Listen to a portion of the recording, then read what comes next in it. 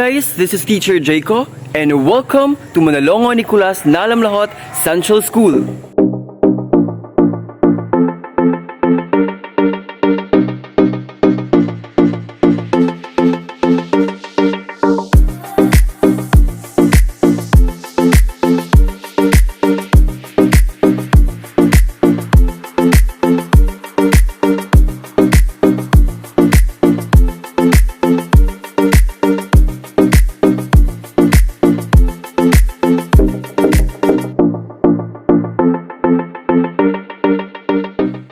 So in this video, I will be sharing to you my experience as a student intern here in my laboratory school.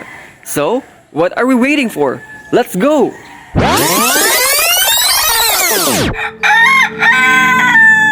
Being a teacher is not that so easy. That is the biggest realization that I made as a student intern for almost 4 months.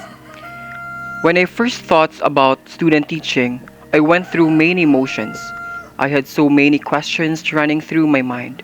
Prior of our deployment to our laboratory school, I can say that I am not worried. In fact, I am confident and excited to be part of the school wherein I finish my primary education. Because I believe when you are a practice teacher, all you need to do is handling classes, dealing with students, and planning your lesson plan. And I know to myself that it is very easy for me because I have already the qualities and abilities to do the task. But in reality, it was not like that. In fact, in my first and second week as a student intern, I experienced a lot of challenges and struggles that resulted into depression and anxiety. But all of these were changed. Everything was changed into a beautiful morning. As I entered the school, seeing the face of the children, looking their beautiful smiles, and greet you with a pleasant morning. When times when I feel doubt to myself and feel useless, I always find my comfort to my students. Hearing their beautiful voices saying, "Thank you, sir. I've learned a lot from you, sir. You're the best teacher ever." It makes me feel better and motivates me to do more.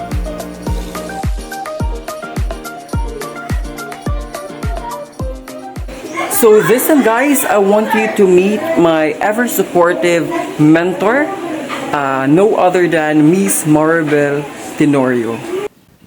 Ma'am Maribel Tenorio is a Master Teacher 1. She is very kind and humble person. She is very excellent in teaching and dealing with students, and of course, by mentoring me all throughout my practice teaching journey. She is very hands-on in terms of checking my lesson plan and observing me when handling classes. I am very fortunate to have her as my mentor. She never makes me feel that she is ahead of me because she is my mentor. In fact, she is just like a mother and a friend to me where I can share to her my problem regarding with my practice teaching. Here is a video clip where me and my mentor having fun in a makeup challenge during our despedida party.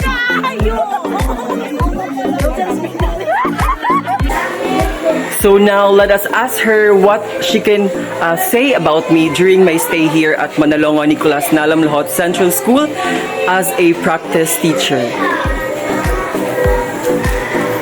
Hi, ma'am! Hi! So this is Ma'am Maribel Tenorio, my ever supportive, beautiful mentor. Thanks! So ma'am, what can you say about my staying here sa imuhang classroom? Yes, I have so much to say about you. But firstly, you have to note that you are a very dedicated teacher. You are responsible in our classroom, in our pupils. You do your job enthusiastically, and I can really rely on you. A very reliable person, a dynamic, and of course, you can grasp immediately every suggestions and learnings that I am giving you every time. So I surely will miss you because you ended already your time in your staying here in our classroom. And I am hoping, no, for a very good future ahead of you. I know you can do it. Yes, ma'am, I will. Congratulations. Thank you, ma'am. Thank you, ma'am. Thank you so much. Bye.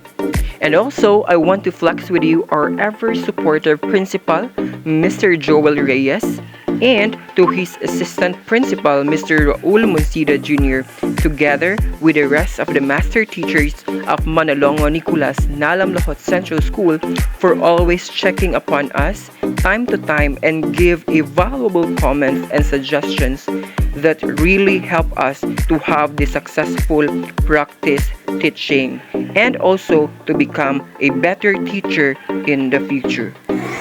Okay, this time I want you to meet my students, the grade 4 Tenorio. Good morning, class.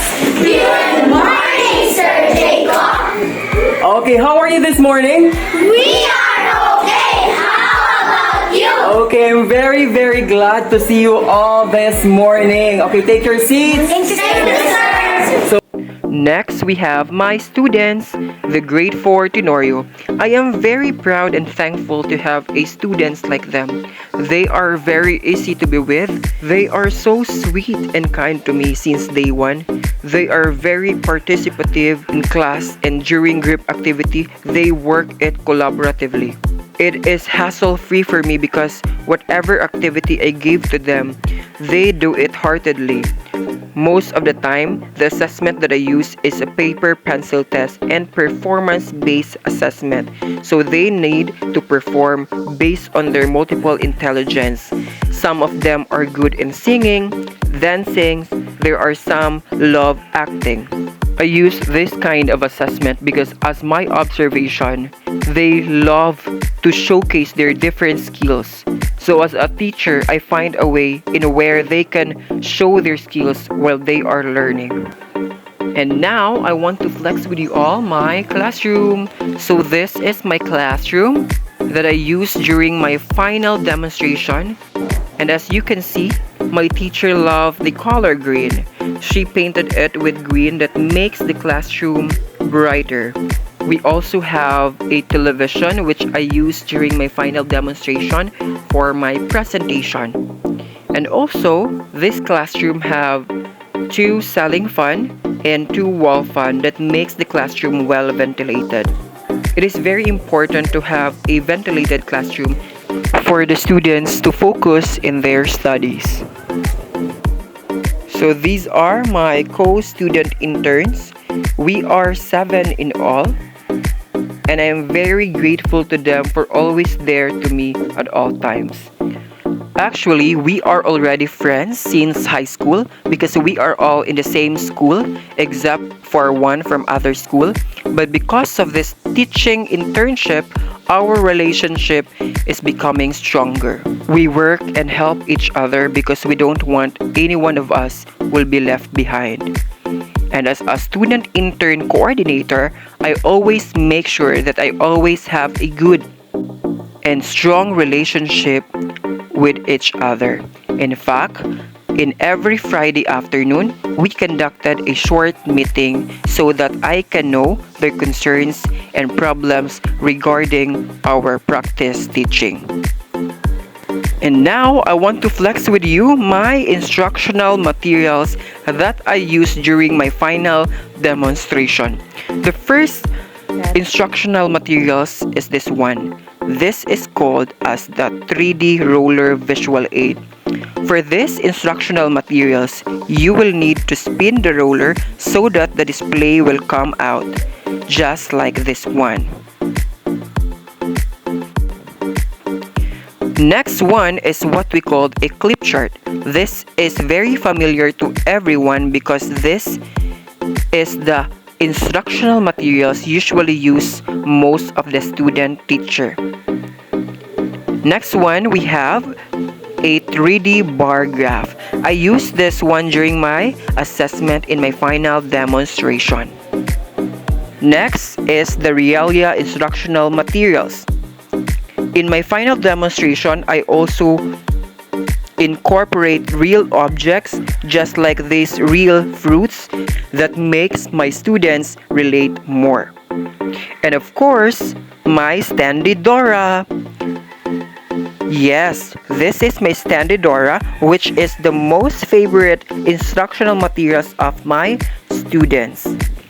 Those are my instructional materials that I use during my final demonstration. This time, before I will end this video, I want you to look at some video clips during my final demonstration. First up, Yeah. 1, 2, 3, eyes on me. 1, 2, 3, eyes on you. Do you have any questions? No. Give me thumbs up B if you truly understand our lesson this afternoon. Okay, very good. Now, this time. Goodbye, class. Goodbye, Sir Jacob. Thank you. And that ends my video vlogs. Thank you for watching. Again, this is Teacher Jaco, officially signing off.